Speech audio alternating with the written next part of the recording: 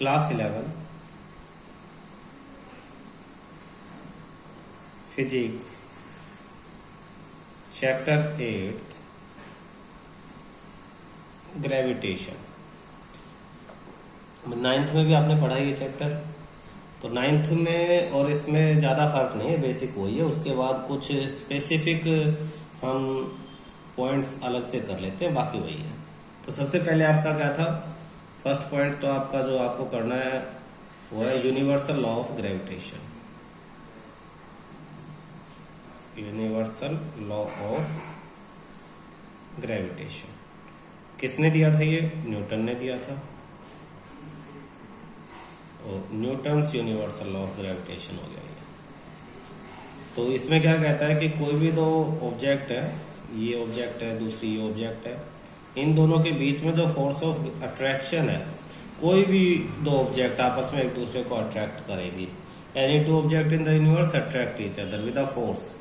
तो सेंटर से सेंटर तक का डिस्टेंस हम लेते हैं, इसमें ये जो फोर्स होती है, तो F डायरेक्टली प्रोपोर्शनल टू इस ऑब्जेक्ट का मास m1 और इसका mass m2, product of the masses, and F inversely proportional to square of the distance between them.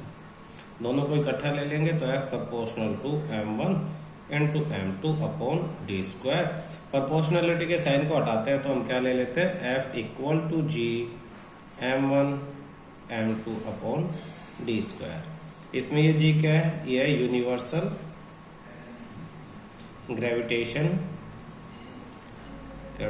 Constant, और इसकी वैल्यू क्या है? इस G की वैल्यू है 6.67 into 10⁻² minus 11 newton metre square पर किलोग्राम स्क्वायर। ये यूनिवर्सल ग्रेविटेशनल कांस्टेंट है। अच्छा, अब अगर एक ऑब्जेक्ट जो है, ये जो स्पेशल केस हम इसमें स्टडी करते हैं, स्पेशल केस क्या है कि ये अर्थ है, अर्थ के ऊपर ये कोई एक ऑब्जेक्ट है ये, तो इस पे ये ग्रेविटेशनल फोर्स कितनी लगेगी? तो ये जो F लगेगी ग्रेविटेशनल फोर्स इस ऑब्जेक्ट पे, ये होगी G mass of earth, mass of object upon यहाँ से इस अर्थ के सेंटर, ये बीच का डिस्टेंस तो रेडियस ऑफ अर्थ हो गया, तो रेडियस ऑफ अर्थ का स्क्वायर। क्लियर है? अच्छा, फोर्स का फार्मूला क्या है? ma mass into acceleration. तो ये फोर्स इस ऑब्जेक्ट में कोई एक्सेलरेशन भी जनरेट करेगी, तो वो एक्सेलरेशन के लिए हम दोबारा कैसे लिखेंगे इसे? ma, तो mass of object into acceleration in object. तो एक्सेलरेशन ड्यू टू ग्रेविटी लिख लेते हैं ag, acceleration due to gravity, जिसे बाद में हम सिंपल जी से डिनोट कर लेंगे, is equal to g mass of earth mass of object upon radius of earth square. इससे ये कैंसिल, दोनों ही ऑब्जेक्ट के मास है। तो जो ag acceleration due to gravity से g सिंबल से डिनोट करते हैं, तो इसका फार्मूला होगा g into mass of earth upon radius of earth square. तो ये क्या है? ये एक्सेलरेशन है ग्रेविटी की वजह से, जिसे हमने सिंपल जी ग्रेविटी बोल दिया, ग्रेविटी फोर्स ऑफ, या एक्सेलरेशन ड्यू टू ग्रेविटी। तो जी क्या हो गया हमारे पास? जी हो जाती है एक्सेलरेशन ड्यू टू ग्रेविटी। और ये देखो सारी कांस्टेंट है, जी भी कांस्टेंट है, मास ऑफ अर्थ भी कांस्टेंट है, रेडियस ऑफ अर्थ। जब सबकी वैल्यू डालते हैं तो हमारे पास इस जी की वैल्यू आ जाती है, जी इज इक्वल टू 9.8 मीटर पर सेकंड स्क्वायर। अर्थ के लिए ये वैल्यू आती है 9.8 मीटर पर सेकंड स्क्वायर। अच्छा, कुछ है ना बेसिक क्वेश्चन आपसे पूछ लेते हैं थ्योरी के, वैसे तो बहुत कम कई टीचर पूछते हैं, तो उसके क्वेश्चन में दे देते हैं कि write some evidence, write some evidences in support of law of gravitation. Gravitation के सपोर्ट में कुछ एविडेंस लिखो, तो आंसर में क्या लिखोगे? आंसर में वो सारी चीजें लिख दोगे जो 9th में भी तुमने पढ़ी है। ग्रेविटी का इफेक्ट, जैसे अर्थ अराउंड द सन, या फिर मून अराउंड द अर्थ, और tides, low tide, high tide, और हम अर्थ से बंधे हुए हैं, ठीक है ना, तो और वैल्यू ऑफ जी जो है वो अलग अलग है। तो इस तरह के कुछ थ्योरी के क्वेश्चन है, इन्हें आप याद करोगे। मेन क्या है? Evidence in support of law of gravitation. Next topic जो तुम्हें याद करना है वो आपका principal of superposition of gravitational forces। इसका मतलब क्या है? इसका मतलब है कि एक ऑब्जेक्ट पे, ये एक ऑब्जेक्ट है, इस पे इधर से भी फोर्स लग रहा है, इधर से भी फोर्स लग रहा है, इधर से भी फोर्स लग रहा है, तो टोटल इस पे जो फोर्स होगा, सपोज ये F1 या F11 ये ऑब्जेक्ट 1 है, या F21 ये F31 और ये F41 ये ऑब्जेक्ट 1 है, मास ऑफ M1, ये दूसरी ऑब्जेक्ट कहीं M2, ये कोई M3 और ये कोई M4। तो ये ऑब्जेक्ट इस पे जो फोर्स लगाएगी F21, ये जो लगाएगी 31 और ये जो लगाएगी 41, तो टोटल जो F फोर्स होगा वो इन सब का सम हो जाएगा, F21 plus F31 plus F41, ये वेक्टर फॉर्म है, इन सब का सम इस पे हो जाएगा। इसलिए ऑब्जेक्ट अगर कोई रेस्ट पे है तो इसका मतलब क्या है, सारे फोर्सेज एक दूसरे को कैंसिल कर रहे हैं और ये जो सम क्या है, 0 है, कुछ अपोजिट फोर्सेज में जो कैंसिल कर रहे हैं, तो टोटल फोर्स क्या हो जाएगा, 0। लिखेंगे क्या इसे, यही कि according to the principle of superposition of gravitational force, the forces due to all the object on one object is always added. Total force on an object, total gravitational force on an object is sum of all the forces acts on the object due to all other objects. Next आपके पास shell theorem आएगा। Shell theorem क्या कहती है? तो shell theorem कहते हैं कि अगर ये शेल है, शेल कोई स्फेरिकल शेल, शेल का मतलब है कोई एक तरह से फुटबॉल समझ लो, मेटल की कोई फुटबॉल है, और ये किसी एक पॉइंट ऑब्जेक्ट पे, पॉइंट ऑब्जेक्ट बाहर है, इस पे क्या फोर्स लगेगा, तो हम मान लेंगे कि शेल का सारा मास इसके सेंटर में है, शेल का सारा मास इसके सेंटर में है, और ये जो सेंटर जो फोर्स इस पे लगाएगा वही फोर्स पूरी शेल की वजह से इस पे लगेगा। यानी अब हम शेल छोटी है बड़ी है हम सब भूल जाएंगे, हम सेंटर से इस ऑब्जेक्ट का मास कैलकुलेट कर लेंगे। मान लो ये m है, ये o है, इसका कोई भी रेडियस r है, ये सपोज r हो गया, तो ये टोटल डिस्टेंस r स्क्वायर, तो यहाँ से यहाँ तक के डिस्टेंस को जो भी लेंगे हम, और डिस्टेंस का तो फार्मूला वही हो जाएगा, इसका टोटल मास कैपिटल M मान लेते हैं, तो फोर्स हो जाएगा F = G capital M into small m upon इन दोनों के बीच का डिस्टेंस ये r से डिनोट कर दे तो r², ये फोर्स काम करेगा इस पर। लिखेंगे क्या, if A point mass lies outside a uniform spherical shell or sphere with spherically symmetric internal mass distribution। इसका मतलब क्या है, स्फेरिकली सिमेट्रिक, सार बिल्कुल बढ़िया स्फेयर है और हर तरफ इक्वल मास डिस्ट्रीब्यूट, यानी कि शेल कहीं से मोटी है कहीं से पतली, सब तरफ इक्वल मास है, इसलिए कहते हैं यूनिफॉर्मली इंटरनल मास डिस्ट्रीब्यूशन। अगर इक्वल मास सारे पे डिस्ट्रीब्यूट है, डिस्ट्रीब्यूशन, द शेल और स्फेयर अट्रैक्ट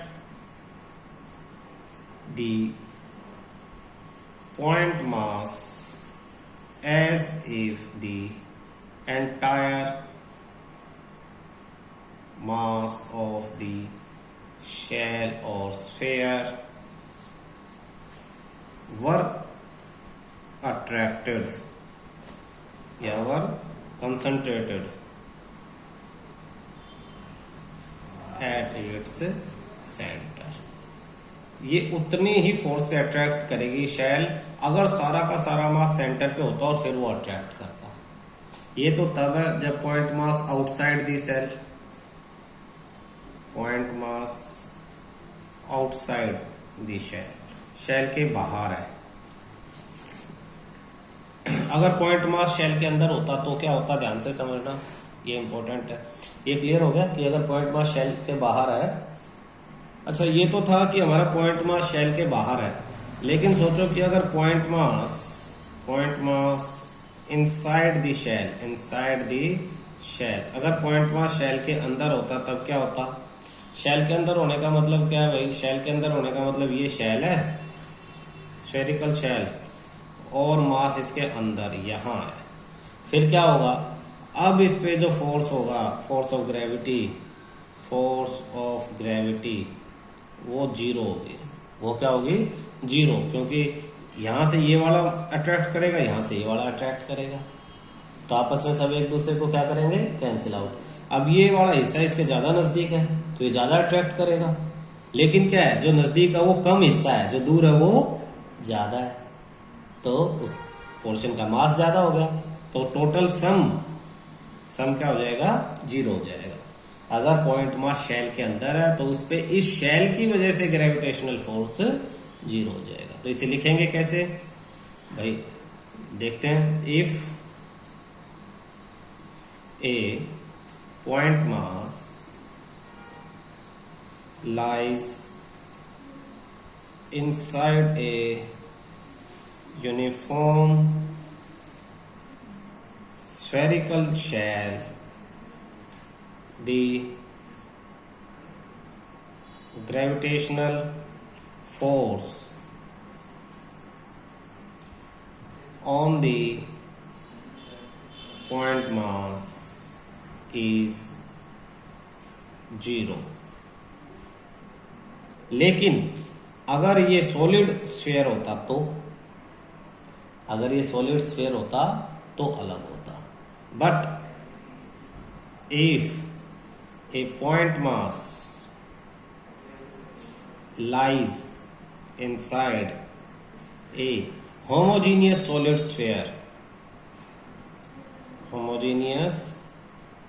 स्फीयर, अगर सॉलिड स्फीयर के अंदर ये पॉइंट मास होता तो क्या होता? तो solid sphere, the force on the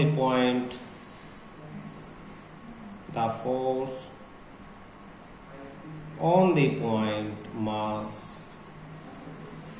acts towards the center of the sphere. This force extracted by the spherical mass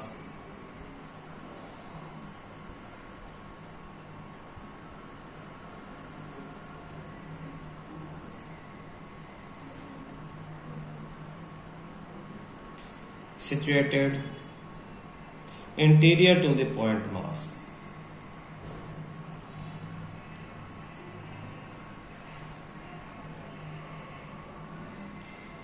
इसका मीनिंग समझो।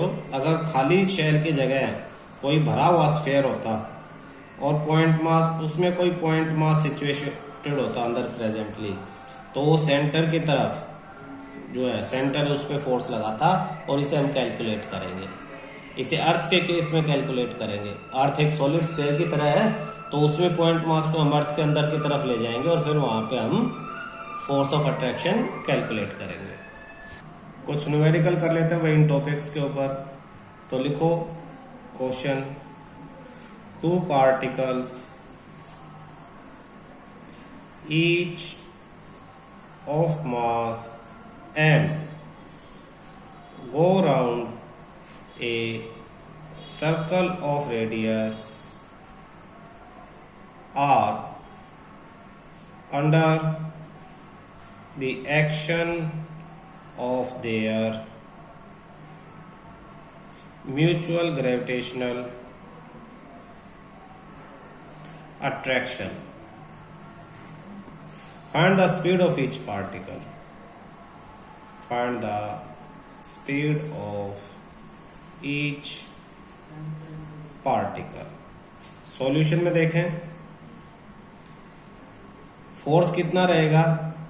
पहले तो 2 particle each of mass m go round circle of radius r, एक circle पे घूम रहे 2 particle. यहाँ मैं डायग्राम बना कर तुम्हें समझाता हूँ। ये सर्कल है, इस पे 2 पार्टिकल घूम रहे, एक ये और एक ये, एक दूसरे के बिल्कुल अपोजिट। तो ये सेंटर हो गया। एक दूसरे के ग्रेविटेशनल फोर्स के इन्फ्लुएंस में। रेडियस कितना है r, तो ये r, तो इन दोनों के बीच का डिस्टेंस कितना हो गया 2r।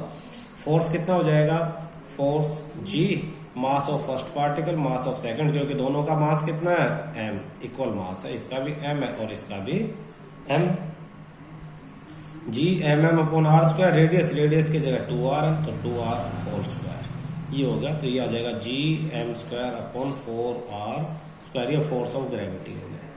अच्छा, जो फोर्स ऑफ ग्रेविटी है वो ही इसमें एक्सेलरेशन प्रोवाइड कर रही है, तो एक्सेलरेशन का formula v square upon r, acceleration circular acceleration v square upon r। तो सर्कुलर एक्सेलरेशन में जो सेंट्रीपिटल फोर्स होती है F, वो ma यानी mv स्क्वायर बाय r। तो ये क्या है, सेंट्रीपिटल फोर्स जो रोटेट सर्कल पे किसी ऑब्जेक्ट को घुमाने के लिए रिस्पॉन्सिबल है, mv स्क्वायर r। तो यहाँ पे इसने कहा देखो ये mv स्क्वायर किस वजह से घूम रही है, ग्रेविटेशनल फोर्स ऑफ अट्रैक्शन की वजह से, जो म्यूचुअल फोर्स है। इसका मतलब ये और ये दोनों इक्वल है, यही ग्रेविटेशनल फोर्स रोटेट करवाती है सर्कल पे। तो ये जो एफ एम ए एक V square upon R circular motion में से जो हमने पढ़ा था वो निकाल के लाए फॉर्मूला, जो ये फोर्स है सेंट्रीपिटल फोर्स की तरह ये काम करेगा। ये हमने इससे पहले कब पढ़ा था, ये बिल्कुल ये वाला रिलेशन, जब हम टर्न कर रहे थे गाड़ियों को, कारों के ऊपर, बैंक रोड के ऊपर साइकिल घुमाई थी, गाड़ियां घुमाई थी, तो बैंक रोड के ऊपर जब हमने पढ़ा था तो एम स्क्वायर आर वहां पे अच्छी तरह आपने पढ़ा था कि सेंट्रीपिटल जो है फोर्स की तरह काम करता है। वहां पे फ्रिक्शन फोर्स को इसके इक्वल रखते थे हम, क्योंकि फ्रिक्शन फोर्स सेंट्रीपिटल फोर्स के तरह काम कर रहा है। यहाँ पे कौन सा काम कर रहा है, ग्रेविटेशनल फोर्स। तो ये बेसिक समझना है। सर्कुलर मोशन में अगर कोई ऑब्जेक्ट होगी तो ये फोर्स जरूर होगा। अब डिपेंड करता है कि वो सर्कुलर मोशन में किसकी वजह से, अगर टायर के फ्रिक्शन की वजह से सर्कुलर मोशन पे ऑब्जेक्ट घूमी है, फ्रिक्शन नहीं है तो नहीं घूमेगी, हम पहले चैप्टर में पढ़ चुके, स्लिप करके सीधे निकल जाएगी। तो फ्रिक्शन जो फ्रिक्शनल फोर्स है वो एम स्क्वायर अपॉन आर होगा। यहाँ तो फ्रिक्शन नहीं है, यहाँ तो ये हवा में घूम रहे हैं, हवा में किसकी वजह से, ग्रेविटेशनल फोर्स की वजह से, तो ये काम करेगा। तो हम क्या लिखेंगे, G M square upon 4r square equal to M V square by R. हमें निकालने क्या है, वेलोसिटी तो निकालनी है कि किस वेलोसिटी से जा रहे हैं, इनकी वेलोसिटी निकालनी है। तो एक मास से तो एक मास कैंसिल, एक r से एक r कैंसिल, तो V square equal to G M upon 4r, therefore v equal to root G M upon 4r। ये आपका आंसर आ गया। नेक्स्ट क्वेश्चन देखो बेटा, the mean orbital radius of the earth around the sun is 1.5 into 10 square 8 kilometer. Calculate the mass of the sun if g equal to 6.67 into 10 square minus 11 Newton meter square per kilogram square. Mean orbital radius of earth around the sun, तो एक तो आपका सन हो गया, इसे सन मान लो, और ये अर्थ होगी और ये अर्थ घूम रही है, और ये जो रेडियस है ये दे दिया आपको 1.5 इंटू 10⁸ किलोमीटर। किलोमीटर को तो सबसे पहले मीटर में कन्वर्ट कर लेंगे, तो सॉल्यूशन में रेडियस लिख लो 1.5 इंटू 10⁸ इंटू 10⁻³ मीटर। किलोमीटर को सीधा मैंने मीटर में कन्वर्ट कर दिया, तो हो जाएगा 1.5 इंटू 10⁻11 मीटर। ये टोटल कितने टाइम में ये एक सर्कल कंप्लीट करती है, 365 डेज अप्रोक्स ले लेंगे हम। तो टाइम कितना हो जाएगा, 365 डेज। तो डेज को तो हमें किस में कन्वर्ट करना पड़ेगा, ऐसा यूनिट टाइम की क्या है, सेकंड है। तो डेज को सेकंड में कन्वर्ट करने लिए 365 डेज है तो 24 आवर्स। 1 आवर में 60 मिनट, और 60 मिनट 1 मिनट में 60 सेकंड। तो इतने सेकंड हो गए हमारे, ये टाइम आ गया हमारे पास। अब सर्कुलर पाथ पे घूम रही है तो बिल्कुल पहले वाला formula M V square by R equal to G M upon R square. Same पहले वाला, अगर ऑब्जेक्ट सर्कुलर पाथ पे घूम रही है, सन के चारों तरफ घूम रही है, तो सन का ग्रेविटेशनल फोर्स इसे अपनी तरफ अट्रैक्ट कर रहा है। वो दोनों क्या थे पिछले क्वेश्चन में, ये दोनों म्यूचुअली सर्कुलर पाथ पे घूम रहे थे, दोनों ही सर्कुलर पाथ पे घूम रहे थे एक दूसरे की फोर्स, इसलिए डबल आर हो गया था। सर्कल आर सर्कल पे घूम रहे थे। ये क्या है, सन सेंटर में रेस्ट पे, अर्थ चारों तरफ घूम रही है, तो अर्थ का डिस्टेंस जो है वही डिस्टेंस हो जाएगा। सिंप्लीफाई करेंगे, आर से ये आर कैंसिल, एम से ये अर्थ का मास कैंसिल, ये मास किसका है, सन का मास है। हमसे इसने पूछा क्या है, मास ऑफ द सन, ये ही कैपिटल एम पूछा है।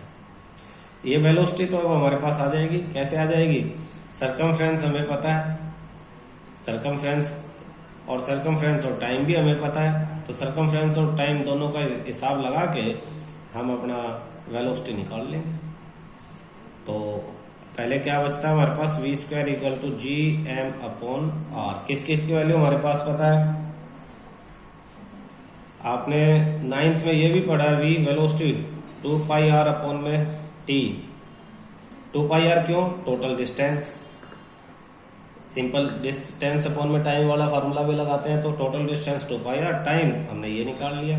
तो वेलोसिटी के स्क्वायर की जगह देयरफॉर वेलोसिटी का स्क्वायर यानी 2 pi R upon T square, तो इसकी वैल्यू यहाँ रख देंगे, आर उधर और जी नीचे। सिंप्लीफाई करेंगे तो एम का फार्मूला आ जाएगा हमारे पास, v square into r upon G. तो वी का फार्मूला, वी स्क्वायर का फार्मूला 2 का square 4 pi square r square upon T square, ये वी स्क्वायर है, इंटू आर अपॉन जी। इन सब की वैल्यू रखेंगे, पाई 4 की वैल्यू 4 इंटू पाई की वैल्यू 22/7 इंटू 22/7, आर स्क्वायर, अब आर की तो क्यूब होगी, तो फॉर्मूला क्या हमारे पास 1.5 into 10⁻11 into 1.5 into 10⁻11 into 1.5 into 10⁻11 10⁻11 ये, तो 4 pi square R cube upon T square time, इस पूरे का स्क्वायर टाइम का, तो टी स्क्वायर कितना हो जाएगा देखो 365 इंटू 24 इंटू 60 इंटू 60, और दोबारा 365 इंटू 24 इंटू 60 इंटू 60, ये होगा टी स्क्वायर। और जी, तो जी की वैल्यू और रहेगी अभी नीचे अपॉन में 6.67 इंटू 10⁻11, ये आपके पास अब न्यूमेरिकल खुल के आया है। ये कैलकुलेशन आपको करनी पड़ेगी। ये पॉइंट 1 और 2 और 3 पॉइंट हटे तो नीचे 1000 से मल्टीप्लाई हो गए, ये नीचे 1000 से 7, ये सब नीचे डिनोमिनेटर में ही है। अब 15 1 जा 15, 4 जा 60, 4 से कैंसिल 4, 15 1 जा 15, 4 जा 4 से कैंसिल 11 और 11, 2 2 जा और ये 11 हो गया, एक 15 और है और एक 60 भी है, 15 1 जा 15, 4 जा, और ऊपर कैंसिल होने के लिए कुछ नहीं है बचा, तो ऊपर अब क्या क्या बचा हमारे पास 11 11 और बस 10 की पावर है, 11 इंटू 11 इंटू 10 की पावर -11 -11 -33 अपॉन 22 लिख लेते हैं, और 10⁻11 से 10⁻11 ये जी वाली 11 कैंसिल कर देते हैं, तो 22 पर आएगा। नीचे क्या रह गया 6.67 into 7 into 7 into 365 into 24 into फिर 365 into 24 into 4 into 60, 24 into 4 into 60, और अपॉन में 1000 था, वो 1000 ऊपर जाके 10⁻3 ये मल्टीप्लाई हो जाएगा।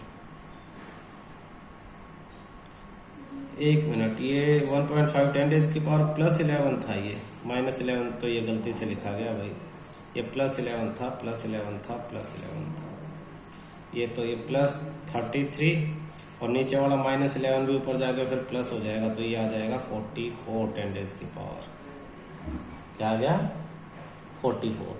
11 11 11 माइनस 11 भी ऊपर जाके प्लस 44 और 3 47। अब इन्हें कैसे सिंप्लीफाई करोगे? इनका सॉल्यूशन ये नहीं है कि आप सबको डिवाइड करते रहो, 1 घंटा लग जाएगा इसमें।